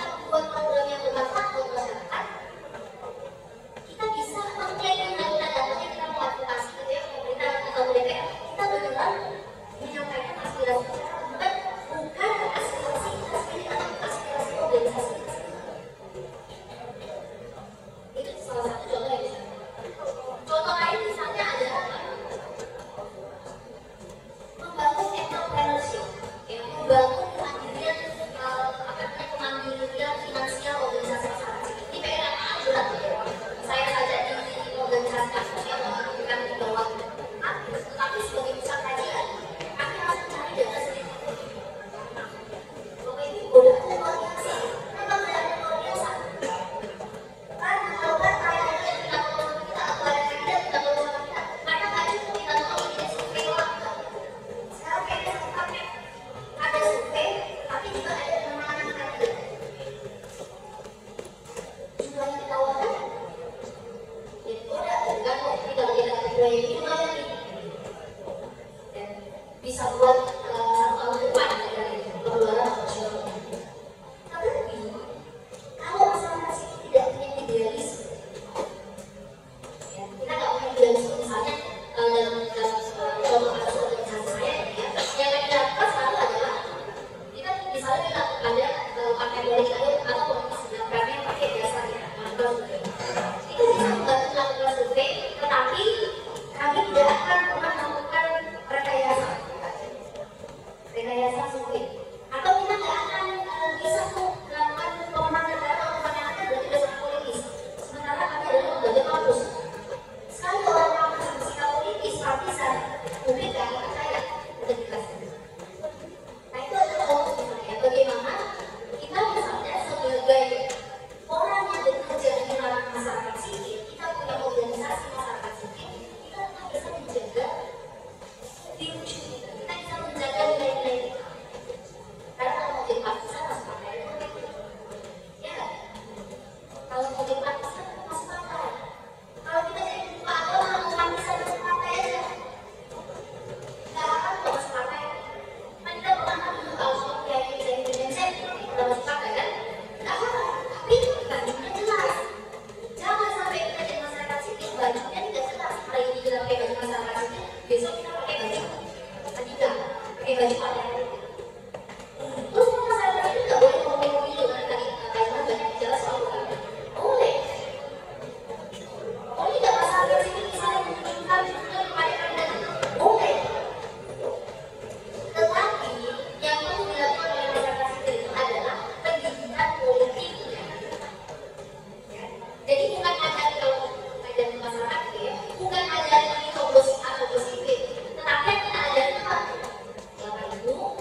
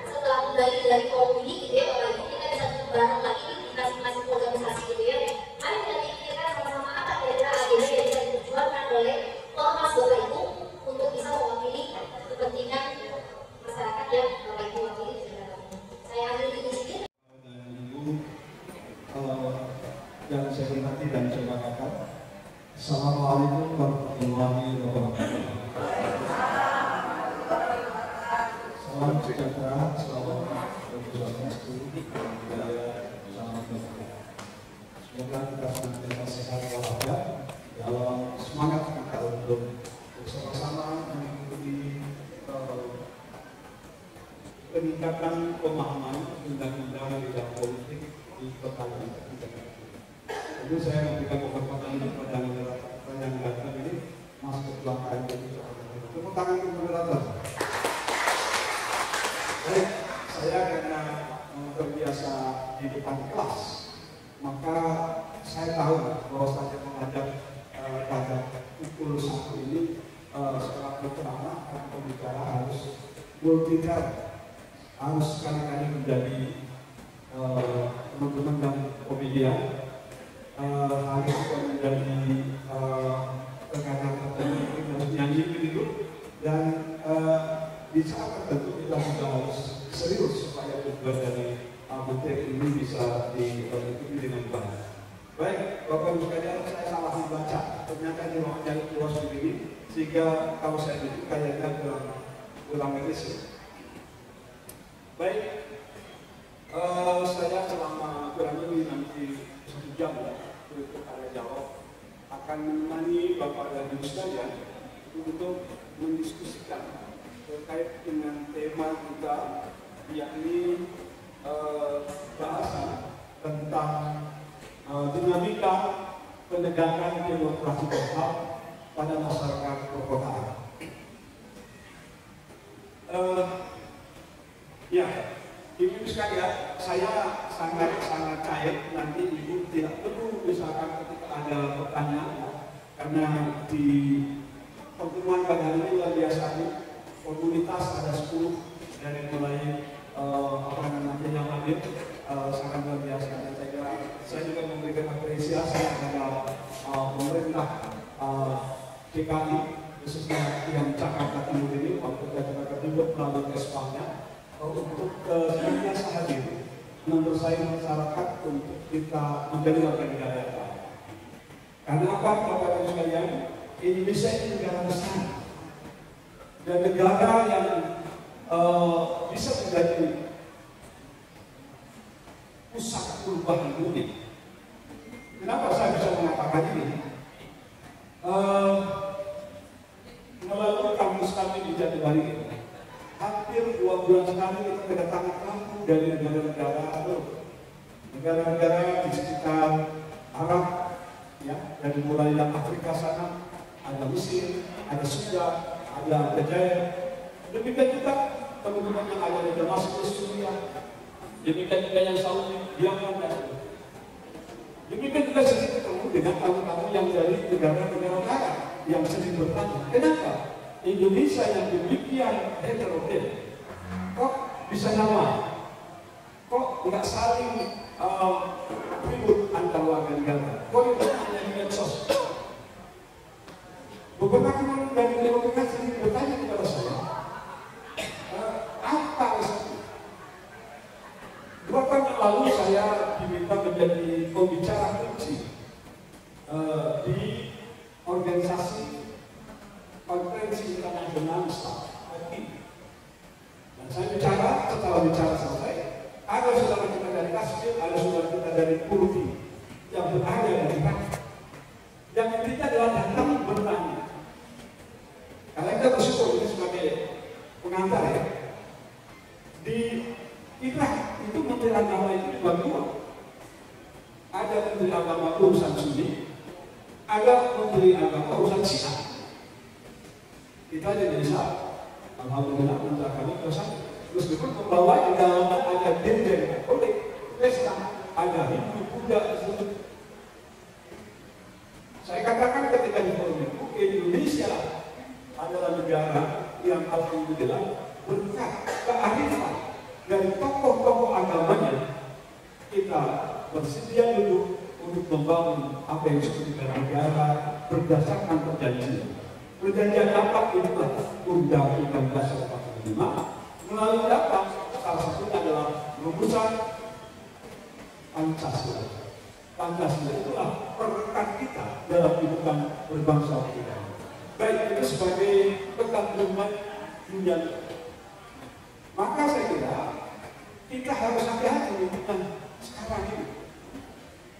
Di tengah sekarang disebut dengan proxy war. Mungkin masyarakat kita yang pendidikannya ya yang kadang-kadang nggak tamat SD, SMP mungkin nggak tamat, ya. Terus HP-nya hebat-hebat, HP-nya sudah Samsung, bukan Samsung Club, sekarang Samsung Club yang paling canggih, Pak Moderator. S24 ya. Tetapi mampu membeli, tapi memilah mana yang hoax, mana yang tipu-tipu, mana yang benar, nyaris tidak bisa. Sementara negara-negara yang sudah maju itu ingin melirik dengan tambang-tambang emas kita. Negara-negara yang terjun hebat ini ingin menguasai dengan cara mengubah cara. Inilah yang saya kira saya bersyukur kita yang namanya pemerintah daerah melalui PSBAM Polda ini agak rutin mengumpulkan kita ini yang notabene-nya yang hari ini ada 10 teman-teman di lembaga swadaya masyarakat, di organisasi masyarakat untuk duduk bersama. Agama berbeda tidak untuk bertentangan, duduk bersama. Organisasi berbeda bukan untuk bertentangan, tapi bagaimana kita merajut Indonesia menjadi negara yang bangga menjadi bagus, negeri yang apa namanya penuh gemah limpah loh jinawi pada saya ini kalau mengambil. Jadi bagi sekalian yang sebesar itu saya berbicara tentang bagaimana dinamika penegakan demokrasi dan HAM. Oke, jadi kita harus sadari negeri kita ini heterogen. Betul, negara kita bukan negara berdasarkan agama. Benar, karena kita tahu diskusinya. Ketika menjelang tanggal 18, jadi setelah kita merdeka, tanggal 17, harinya hari Jumat. Lalu besoknya itulah Undang-Undang Dasar 2001. Jam 10 pagi, saudara-saudara negara Indonesia Timur, ada yang mengatakan namanya opsi adalah mereka kader-kader akan mau datang kepada masyarakat. Kalau negeri yang akan kita letakkan undang-undang dasarnya persis mengikuti apa yang disetujui di dalam BPUPK, di mana sila kata Pancasila adalah ketuhanan yang Maha Esa dengan menjalankan syariat Islam dan kami akan keluar dari dunia. Di saat itulah kata seolah-olah merenungi kita sudah keluar masuk penjara. Saya sudah berapa kali ditipu, saya sudah pernah dibuang ke daerah Indonesia Timur, pernah dibuang ke Den Haag. Ini tinggal masuk ke mata emas kemerdekaan.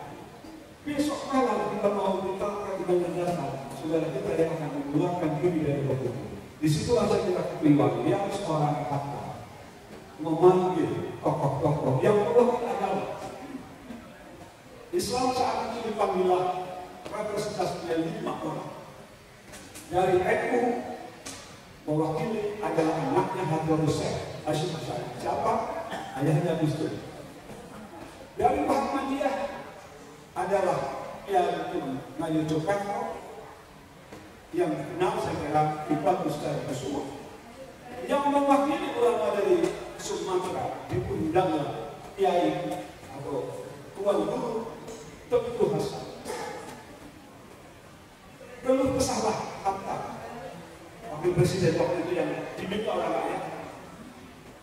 Disitulah yang dikatakan oleh Jenderal Al-Sabri Agama Kabinet Pembangunan ketiga saat Pak Harto menjadi presiden. Dimintai pendapat yang mengatakan baik Pak Harto, kami akan mencoret 7 kata itu. Tetapi dengan tetap berulang bahwa kita itu mengenal beragama dan dalam keyakinan kami Allah Tuhan kita adalah itulah tafsir ketuhanan dan Allah. Dan negara kita itu diterima saudara-saudara kita Katolik dalam konteksnya. Sehingga bapak sekalian kita berbeda agama itu biasa. Dan dalam konteks kita yang Islam dikatakan lahum dinukum. Baik. Kalau begitu, kalau kita bicara sejarah sikap penegakan demokrasi seperti apa? Kita lihat ya. Negeri kita baru merdeka tadi, baru kita menetapkan undang-undang dasar. Diuji karena apa? Belanda tidak setuju, tidak ridho, tidak rela. Ini jajahanku. Jepang itu kan menyerah kalah. Kenapa mereka seperti itu? Panjang. Itu aja. Ujungnya ketika kita menegakkan demokrasi cakupan.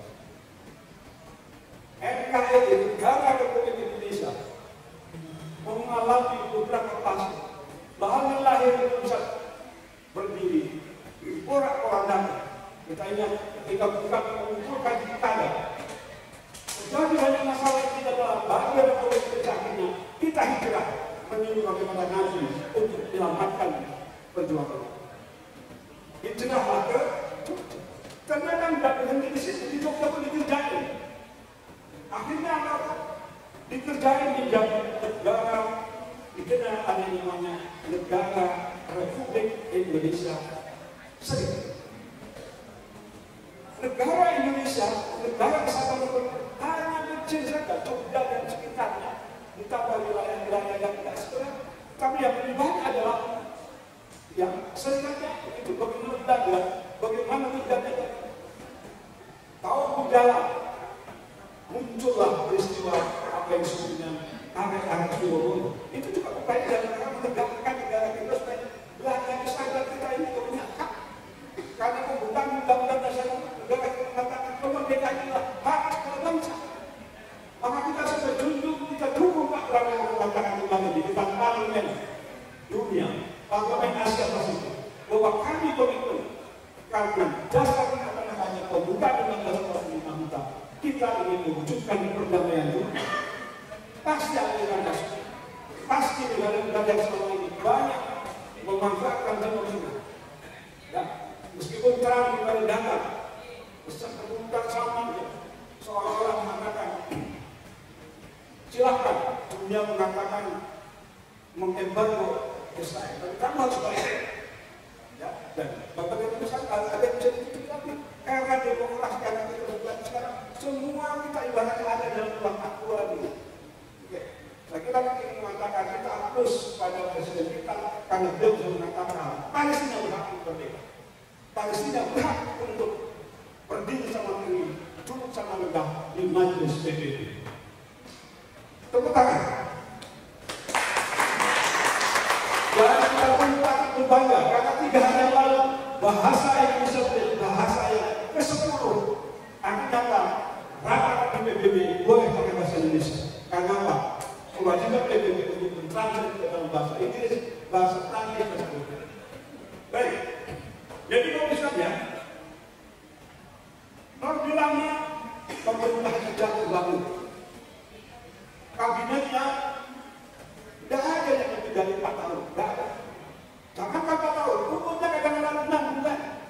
Kabinet Nasir dari Masuki, kabinet Sukiman, kabinet Arisa Sukamijoyo, jatuh bangun karena apa? Masing-masing ingin menggunakan kawasannya, ini kesempatan kali untuk memajukan kelompok. Untuk Presiden Soekarno, 5 Juli 59, tanggal 5 Juli tahun 1959 mengeluarkan dekret Presiden 5 Juli 59. Tetapi itu ada diskusi yang mengatakan itu boleh ya secara hukum undang atau apa. Tetapi yang jelas itu adalah sebuah luar biasa. Presiden mengatakan bahwa 5 Juli 59 kembali ke undang-undang dasar. Orde Lama biasa, kekuasaan terlalu banyak, terlalu lama, menimbulkan apa yang disebut dengan korupsi. Itu hukumnya dalam politik. Kekuasaan yang berlebihan menimbulkan kekuasaan korupsi. Maka yang baik check and balance. Check and balance itu apa? Pemerintah membutuhkan legislatif. Siapa itu? Membutuhkan DPR, membutuhkan DPD. Tetapi pemerintah juga membutuhkan apa yang dimaksudkan kekuatan judisial. Siapa? Mahkamah Agung, Mahkamah Konstitusi. Supaya apa? Ketika ada yang sengketa, ada yang menghadiri. Ketika ada departemen antara masyarakat pemerintah, ada Mahkamah Konstitusi. Tetapi semua tentunya kalau kita bicara negara hukum harus berjalan di atas rel yang benar. Dan sikapnya Orde Lama ketika dianggap melenceng keluar dari model peraturan diganti oleh Orde Orde Baru awalnya mulia. Kenapa?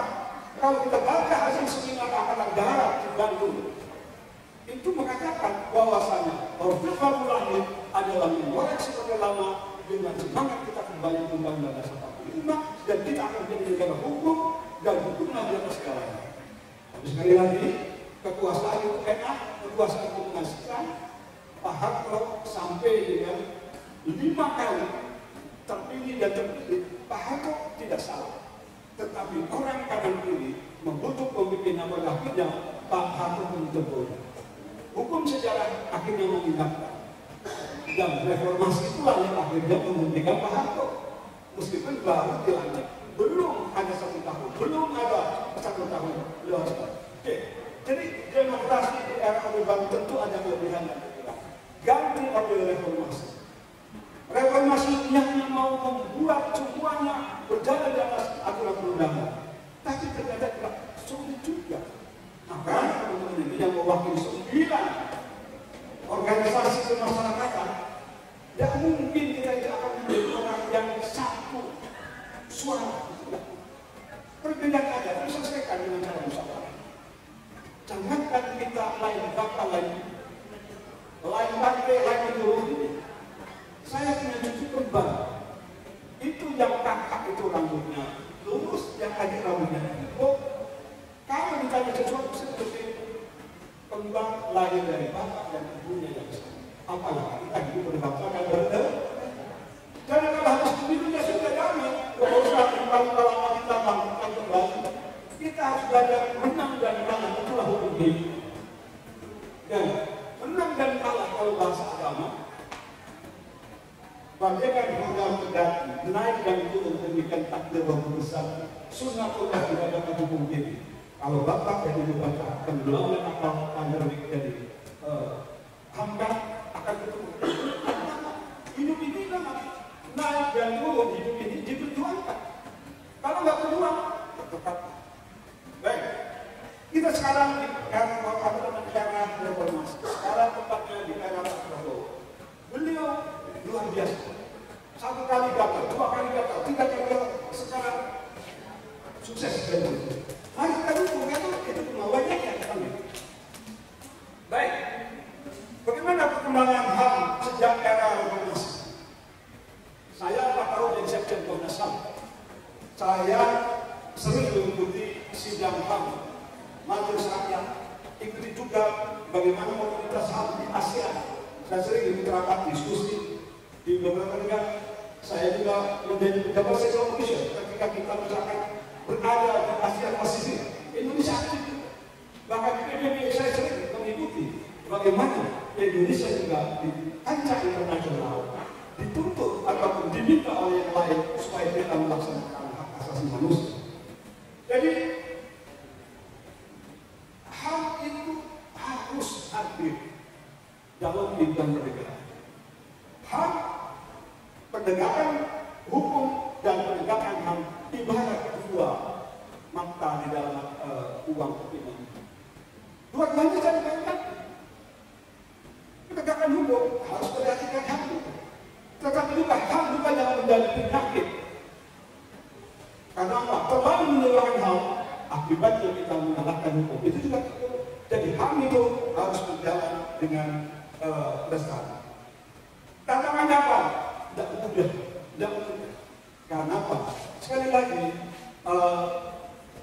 kita memang hendaklah negara ini memenuhi kewajiban konstitusi. HAM akan berjalan ketika masyarakat kita dengan rata-rata pendidikannya sudah baik. Tapi kan itu masih ada kemiskinan. Inilah yang sedang dicoba oleh pemerintah Prabowo dengan makan sehatnya, dengan bagaimana kita untuk mencegah stunting. Karena kata kuncinya adalah untuk meningkatkan pendidikan. Pertama, rakyatnya, siswanya harus sehat ini, supaya ketika menerima pendidikan juga bisa menerima dengan baik. Kalau ada stunting, sekolahnya susah bergerak. Itu kira-kira latar belakang Pak Presiden melakukan yang namanya makanan nutrisi dan tentu harus kita dukung.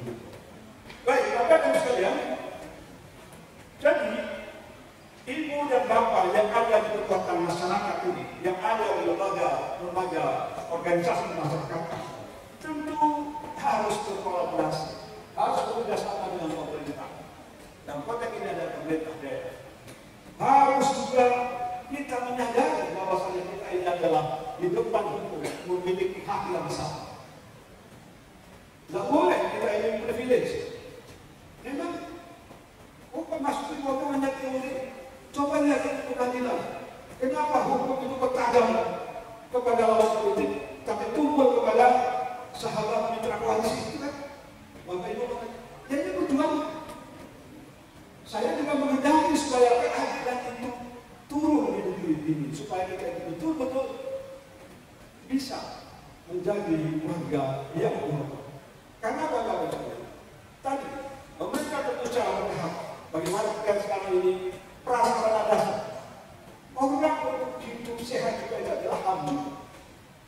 Mungkin teman-teman yang jaga akan bertanya, apakah negara sudah hadir memberikan hak-hak kepada Bapak Ibu?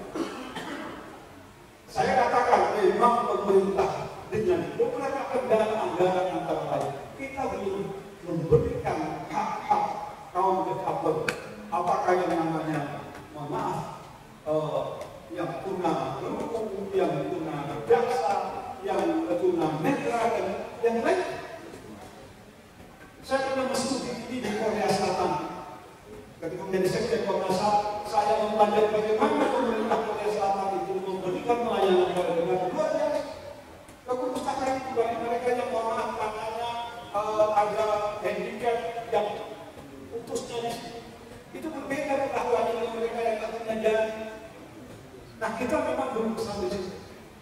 Yang paling sederhana tentu yang bisa kita lakukan adalah bagaimana misalkan Pemda DKI memberikan fasilitas yang betul-betul ramah pada para penyandang disabilitas. Salah satunya apa? Ketika kita mau menuju ke lantai 5, lantai 10, misalkan ada akses yang dia dalam. Saya paham bahwa itu kan kita merasa dikecilkan kalau mereka ditutup. Tetapi bagi dia adalah cukup maju sekian langkah, belok sekian langkah, ada penjaga di dalam itu lebih dari cukup. Tapi sekali lagi belum semua gedung di Jakarta untuk memiliki fasilitas itu. Tapi pemerintah sudah ada political will untuk memiliki fasilitas itu. Bapak-Ibu sekalian, apa sih tantangan dalam menjaga demokrasi di kota ini? Jadi kalau kita bicara hak, kita bicara juga yang namanya demokrasi, karena demokrasi ini hak kita. Kenapa kita nggak memilih kerajaan? Demokrasi itu baik daripada kerajaan. Karena kalau demokrasi, mohon maaf, kita anak dari KPK bisa menjadi pejabat wali kota atau pejabat jadi lurah atau pejabat. Tapi kalau yang namanya kerajaan yang berhak, ya mereka yang jangan terwakili. Tetapi dalam ilmu politik demokrasi ada catatan, cacat bawaan dan lain. Contohnya tadi, saya profesor. Ketika pemilu itu hanya usaha dengan mereka-mereka yang dicopet. Di negara yang paling berlangsung Amerika, itu yang namanya orang-orang tokoh-tokoh masyarakat diberikan privilege pemilihan. Itu adil. Bapak-Ibu sekalian, tentu kalau kita bicara tantangan dalam negara demokrasi di perkotaan adalah kita saat sekarang masih dihadapkan dengan tingkat korupsi yang tinggi. Kita rendahnya pemahaman politik akan dilakukan 5 tahun sekali. Dan mohon maaf, ini bukan kita buang yang namanya kebiasaan-kebiasaan yang jelek. Ketika para pimpinan politik menawarkan program dan bahkan yang mengatakan, wah biro, Anda mau beli apa? No. Itulah yang sekarang ini diundangkan oleh para oligarki. Oh, rakyat Indonesia, gampang kita selesaikan.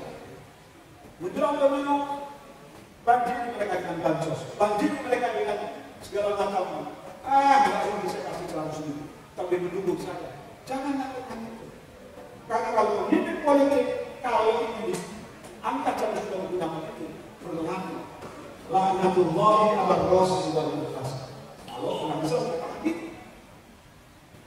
Saya akan demokrat terutama saya kerja di BKN di 4 tahun. Di Komnas HAM 4 tahun. Menjadi guru besar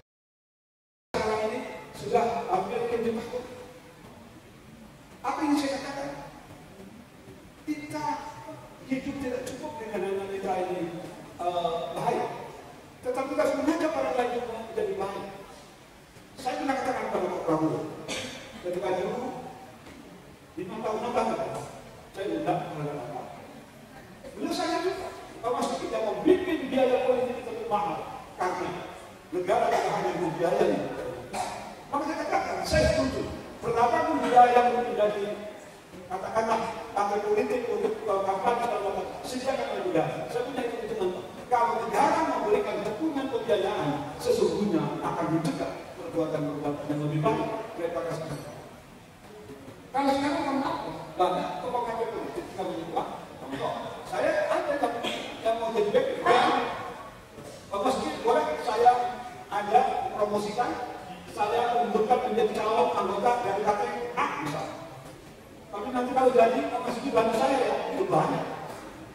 Nah, kalau ini dilakukan, itu kan buruk. Nah, ini harus dilakukan. Yang kedua, rendahnya pemahaman politik. Rakyat kita harus dicerdaskan. Memilih pemimpin di 5 tahun yang akan datang harus mulai dikelola hari ini. Tentu politik yang baik adalah politik yang bebas. Sudah, agama melarang itu. Jangan juga menerima uang seperti ini. Karena di mana sedikit, nggak ada anak, tetapi penderitanya lama. Karena apa? Kebijakannya dikorupsi. Pembatasan kebebasan sipil. Ya, sekarang ada kesalahan yang namanya sipil tidak boleh bisa. Hukum mengatakan silakan sepanjang Anda tidak membuat pandangan dan mengganggu. Berikutnya adalah ancaman terhadap masyarakat sipil. Ya, saya kira kita berhak untuk meminta kepada negara bahwa lembaga sebagai masyarakat, organisasi masyarakat juga harus dilindungi dengan apa? Di bawah hukum semua akan harus kita lindungi. Akhirnya, bagaimana peran masyarakat sipil memperkuat demokrasi? Pertama adalah pendidikan publik dan masyarakat. Ini pendidikan. Kita harus sadar dengan negara. Negeri kita ini Pak, yang mau yang berkepentingan banyak. Negara-negara seperti Amerika, China, negara-negara katakanlah Bangladesh, kalau misalkan kita chaos, dan apa? Ini sedikit bocoran. Kita memang karena kita sudah dibantu dengan kekuatan-kekuatan internasional. Mohon maaf, meskipun ahlinya adalah ahli internasional. Tetapi saya kan justru mereka Prabowo yang di atas kita itu ada 2 pangkalan militer. 2 pangkalan militer itu wajib berubah.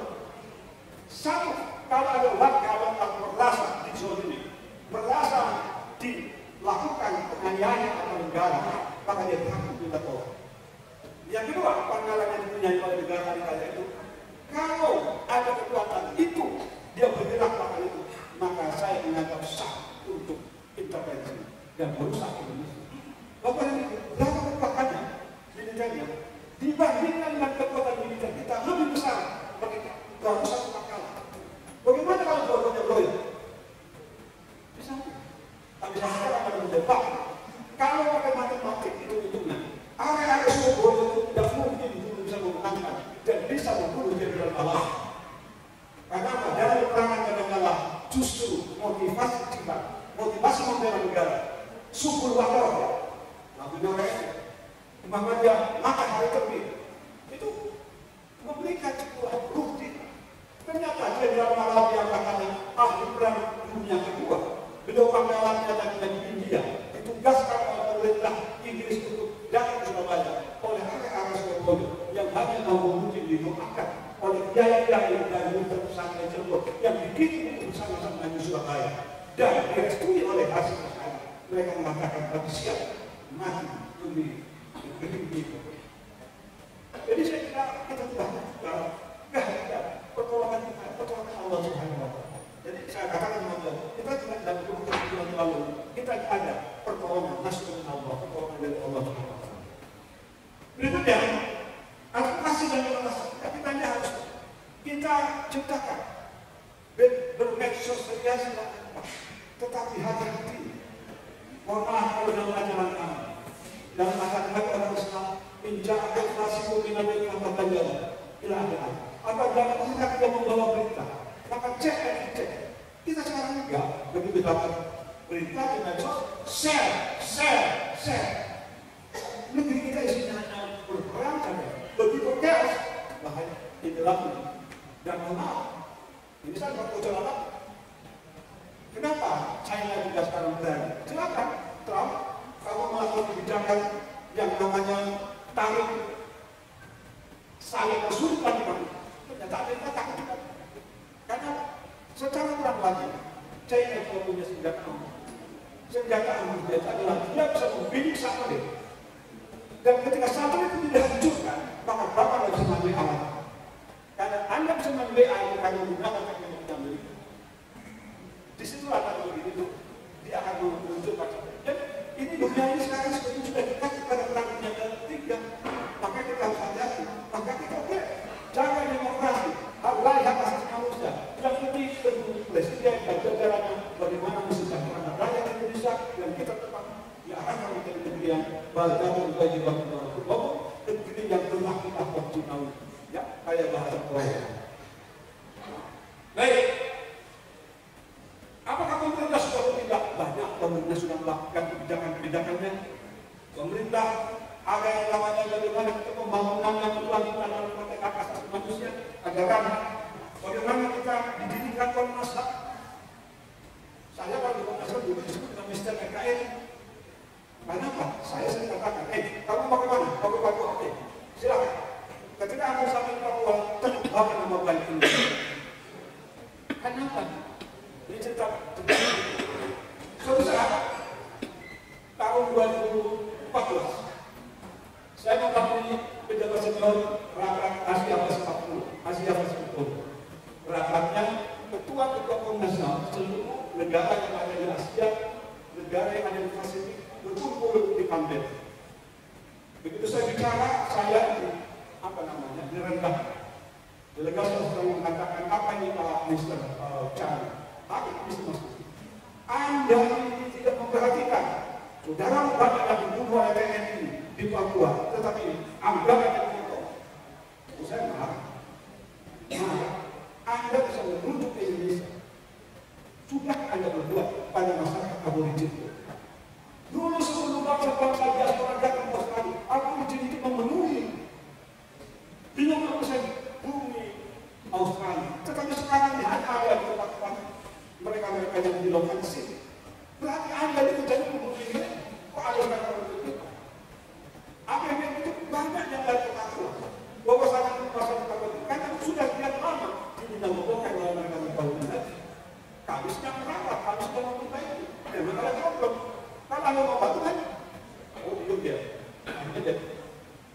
Kita luar biasa. Ya, jadi dalam konteks ya Indonesia sudah melakukan begitu. Bahkan maaf, saya akan menjelaskan lebih detail. Kami adalah bangsa yang bangga kami. Sebelum Doha, sebelum deklarasi human rights ditetapkan di tahun 49, Indonesia tanggal 18 Agustus 45 sudah memiliki undang-undang di mana kita mengatakan kebebasan berserikat umur menyampaikan pikiran bisa untuk dijamin undang-undang. Anda baru 49. Anda kan tahu politik perbudakan kita tidak ada. Oh, kayak gini. Jadi kita tidak ada dulu melawan orang lain.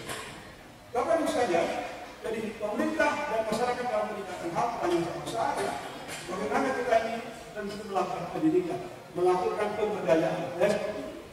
Pemda Jakarta Timur, Pemda melakukan upaya-upaya pemberdayaan. Kita berkumpul bersama kita dan bagian daripada meningkatkan pemberdayaan. Berikutnya adalah kita perlu melakukan apa yang disebut dengan pendidikan yang bernuansa untuk mematahkan. Jadi Bapak sekalian, ini saya menulis peran Polri dalam perlindungan hak yang saya telah diminta kepada Pak Polri bicara tentang hak asasi manusia. Tentu polisi sebagai pilar pertama dalam negara hukum harus tanggung jawab dan juga menjaga perlindungan. Bahasa saya adalah undang-undang ada, KUHP ada di tangan, tetapi kita undang-undang HAM itu harus ada dari Allah. Dan ketika menangkap orang, perhatikan. Ketika Anda memproses pembelaan seseorang, perhatikan juga HAM dan sebagainya. Jadi, praktik itu semuanya melanggarnya ya. Ini yang harus kita lakukan.